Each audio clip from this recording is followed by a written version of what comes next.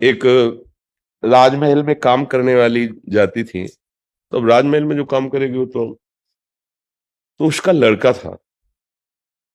वो राजमहल में जाती थी इसलिए उसके लिए रोक टोक नहीं था। तो एक दिन उसने छज्जे पे राजकुमारी अपने बाल सुखा रही थी, उसकी दृष्टि पड़ी।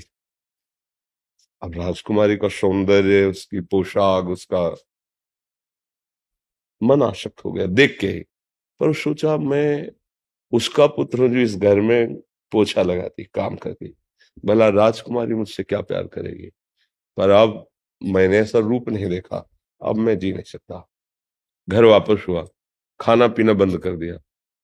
कई दिन जब भोजन नहीं, उदासी, तो उसकी माँ ने पूछा तुम क्या चाहते हो, कौन सी सी बात है। अगर कोई पीड़ा है तो मैं राज महल में सेवा करती हूँ इसलिए राज वैद्यों को बुला सकती हूँ। महाराज मेरी प्रार्थना सुनेंगे क्योंकि मैं उनकी सेविका हूँ। क्या चाहिए तुझे, क्यों ऐसा करता है। तो उनका तुम माँ हो इसलिए बता रहा हूँ, पर तुम भी नहीं दे सकती। मैं जब आप काम को जा रही थी तो मैं महल गया, राजकुमारी को देखा, मेरा मन आसक्त हो गया। अब मैं उसके बिना जी नहीं सकता और उसको किसी भी तरह प्राप्त नहीं कर सकता, इसलिए मैं मरूंगा। मैं उसके बिना नहीं। एक दृष्टि मन चाहा सौंदर्य देखा तो प्राण न्यौछावर कर दिए, सारे भोग फीके लगने लगे और शरीर का भी प्यार छूटने लगा। मैं शरीर छोड़ूं, देखना प्रेम की महिमा देखो। और उसकी हिम्मत कैसे पड़े मां की, पर पुत्र से बढ़कर कोई नहीं है। उसने अपनी जान की भी परवाह न करके राजकुमारी से मिलने का समय लिया और गई और कहा कि मैं आपकी चरण सेविका हूं, आपके महल का पोछा लगाती हूँ, साफ करती हूँ। जो कहने जा रही हूँ मृत्यु दंड देने लायक बात है, पर यदि आप क्षमा करें तो मेरी हिम्मत बने। तो उन्होंने नहीं नहीं आप बोलिए क्या बात। तो उनका बता रही हूँ कि मृत्यु दंड ले आप दे सकती हैं मुझे। मेरा पुत्र आपके रूप यौवन पर आसक्त हो गया है और जिस दिन से देखा उस दिन से भोजन नहीं पाया।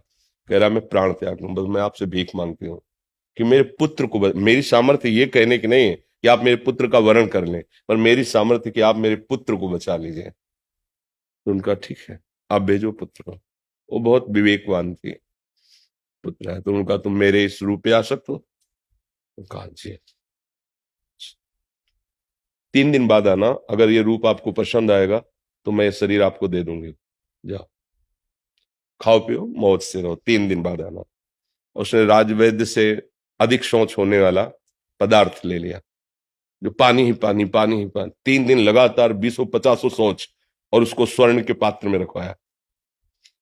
3 दिन बराबर शौच होने के कारण चेहरे की आकृति बदल गई, शरीर सारा। बुला उसको और मल के ढक्कन खुला रखो, पूरे कमरे में बदबू, घृणित बदबू। उसमें बुलाया गया, जाओ राजकुमारी बुला रहे। पहले तो इतनी बदबू, 3 दिन का मल वो खुले पात्र में रखा, तो ऐसे किया।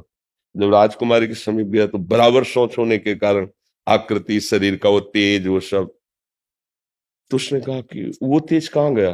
बोले उस घड़े में भरा है। उल्टी जैसा लगा, भगाओ। राजकुमारी ने कहा इसी शरीर से प्यार करते हैं, भाग क्यों रहे हो, यही तो चमक रहा था। ये मल मूत्र ही था जो चमक रहा था, शरीर का ढांचा तो वही है, कहाँ जा रहा है। नहीं हमें बात नहीं करनी, राग खत्म हो। ये जीवन भगवान और भगवान के प्रेम करने वाले महाभागवतों के दर्शन के लिए मिला है। हमारा जीवन धर्मयुक्त हो और भगवत प्राप्ति हो, अर्थात मैं भगवत प्रेमी बन जाऊं।